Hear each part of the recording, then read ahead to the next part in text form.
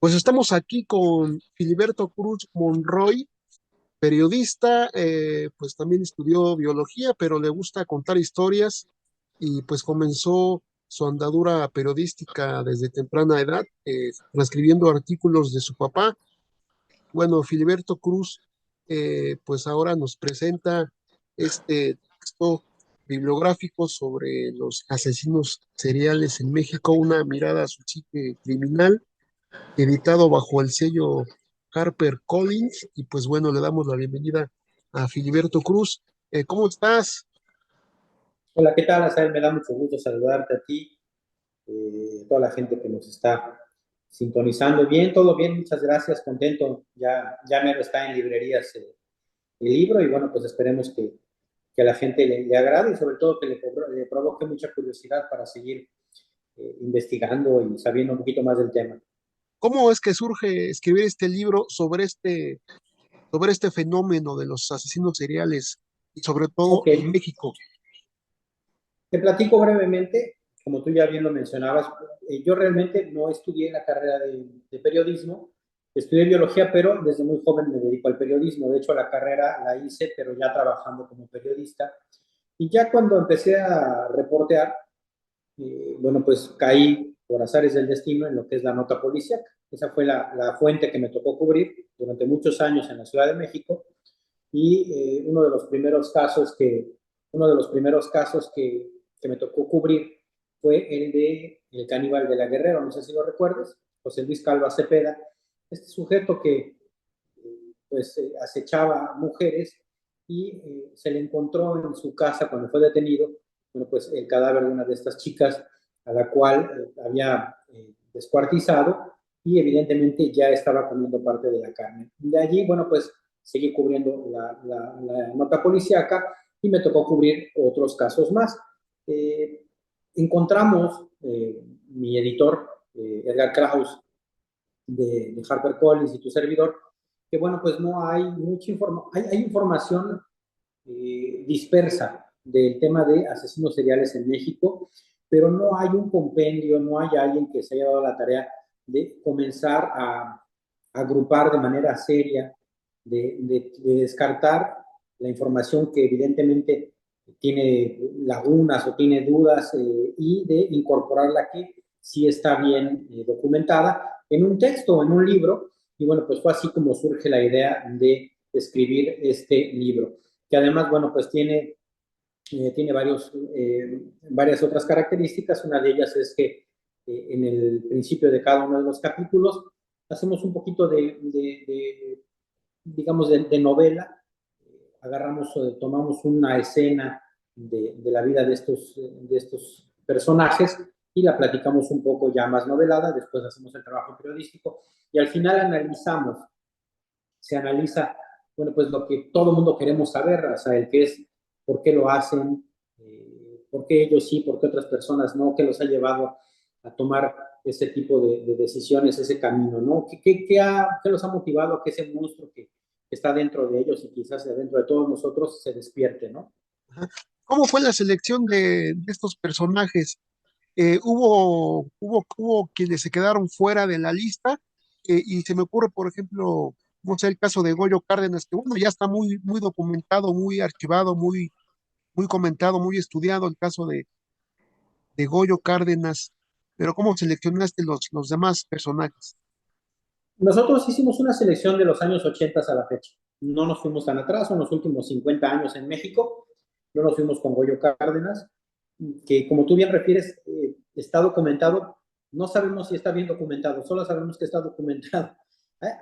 Ya cuando uno entra a la investigación te das cuenta que en realidad muchas cosas que se creen o que se dicen, pues en realidad no se sabe si realmente ocurrieron así. Este es el caso para este libro, por lo cual pues decidimos de plano quitar muchos pasajes que tú puedes encontrar en otras publicaciones, pero que decidimos que no eran, pues no estaban bien documentados o no eran serios. Entonces decidimos que de los últimos 50 años para acá, y hacemos varias anotaciones y acotaciones en estos capítulos, porque nos llama la atención que inclusive hay asesinatos, hay homicidios que han sido atribuidos a el mismo homicidio a 3 asesinos seriales diferentes, por ejemplo, ¿no? Así de mal está documentado, están documentados los casos, así de mal están investigados, y es, bueno, pues es lamentable. Últimamente han mejorado un poco más el tema de la investigación, sin embargo, todavía hay muchos problemas en esta materia, ¿no? Ajá.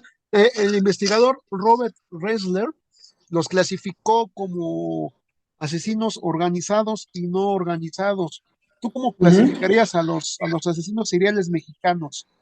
Ya que, bueno, aquí mismo en el libro los clasificas también, ¿no? En Sí, bueno, más diversos. bien hay, yo te lo voy a poner de la siguiente manera.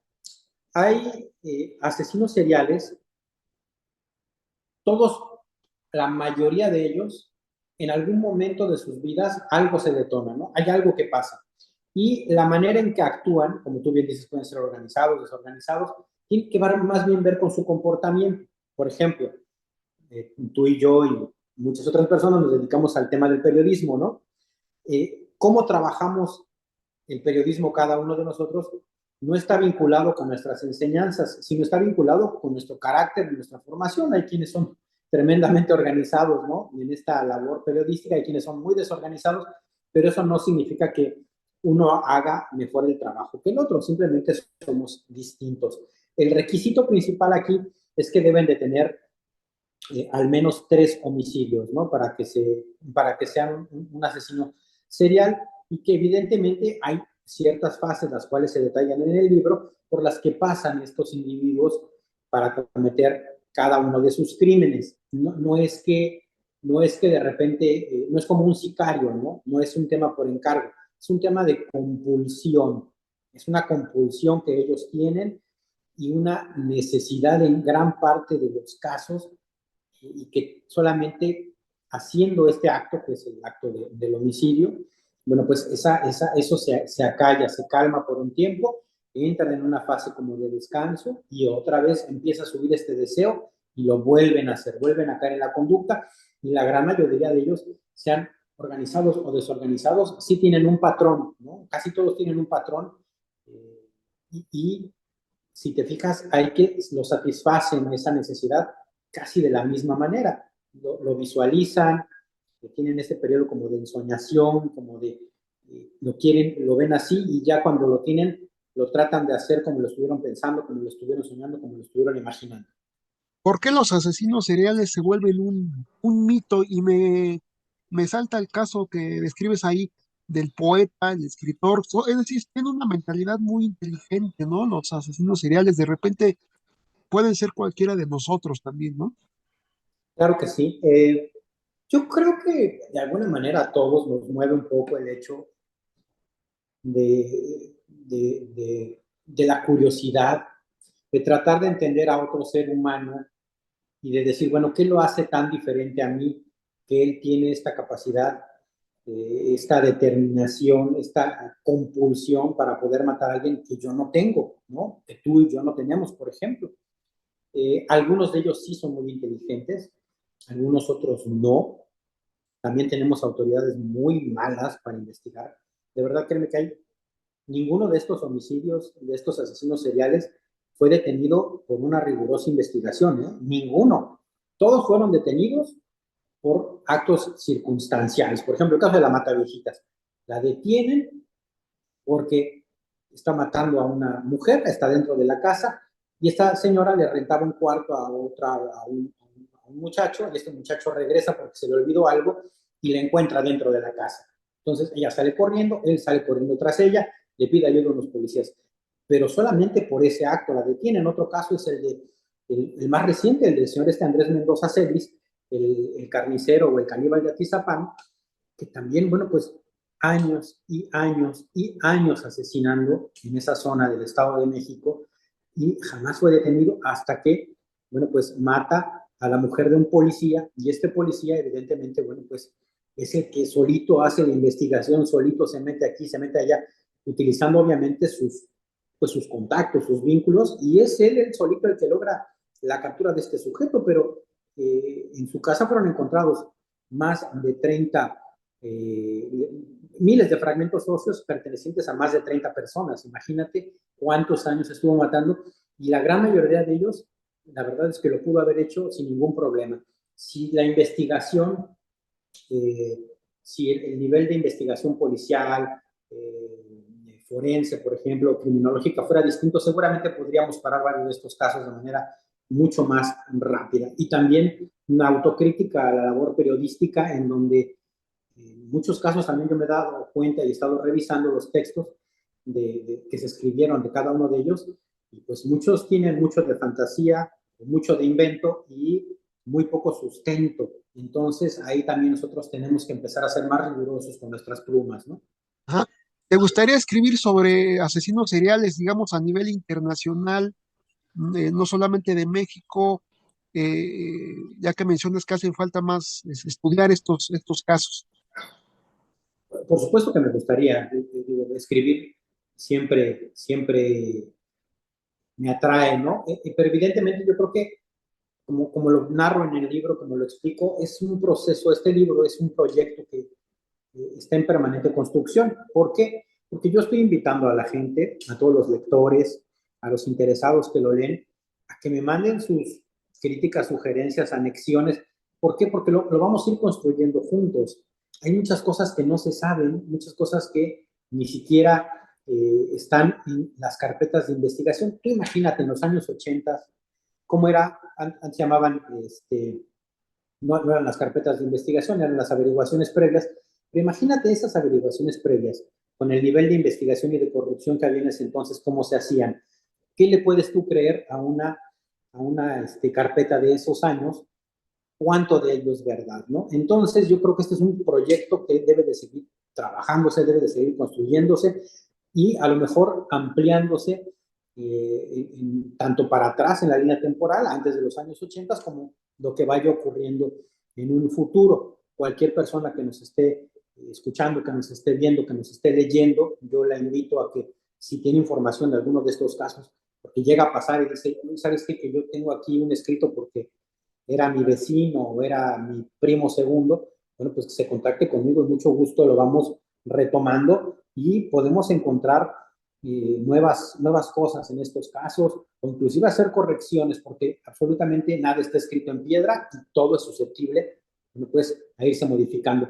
De ahí que será muy complicado quizás hacer una labor de escribir en otros, de asesinos seriales de otros países, cuando la tarea es titánica en nuestro país y todavía falta mucho por trabajar y por resolver, ¿no? Ajá, y ahorita que mencionas esto, siempre, pues es importante el encuentro con los lectores, ¿no? Y seguramente este libro dará para mucho, ahora que haya presentaciones y demás. Sí, por supuesto, estaremos el día 3 de diciembre en la Feria Internacional del Libro en Guadalajara. Allá nos esperamos, 6:30 de la tarde, allá en la Expo. Todos los que quieran acudir, allí estaremos, por supuesto, también pues firmando, platicando con los lectores. Luego regresamos a la Ciudad de México el día 7 de diciembre, esa misma semana. Estaremos haciendo 2 presentaciones, en el Congreso de la Unión y otra en la Biblioteca del Congreso, que está ahí en el centro, en la calle Tacuba. Y después de ahí vamos a Culiacán el 10 de diciembre, en la Feria del Libro de Culiacán, que es una Nobel Feria, una feria que apenas va a ver su primera edición y a la cual nos están invitando. Y bueno, pues seguramente estaremos en otros muchos lados más, pero ahorita son las que tenemos confirmadas, y allí estaremos pues con mucho gusto platicando con toda la gente, escuchándola, compartiendo ideas, y que quiera, bueno, por supuesto también estaremos firmando libros. Pues va a estar interesante conocerte y invitar al público a que vaya. Todo esto lo estarás informando en tus redes sociales. Por supuesto, ahí me pueden seguir. Está muy fácil en las redes sociales, la verdad es que no tiene ninguna complicación. Si me siguen en Instagram, bueno, pues ahí estoy como Filiberto Cruz Monroy, es mi nombre, Filiberto Cruz Monroy, no hay pierde. En el Twitter también es @Filiberto Cruz. En el Facebook me encuentras como Filiberto Cruz Monroy también, y así también en el TikTok. La verdad es que no hay pierde, ¿no? Con mi nombre me encuentras en cualquier red social, y siempre estoy abierto, por supuesto, contesto todos los mensajes, así que no hay ningún problema y estaremos anunciando todo lo que se viene para este libro.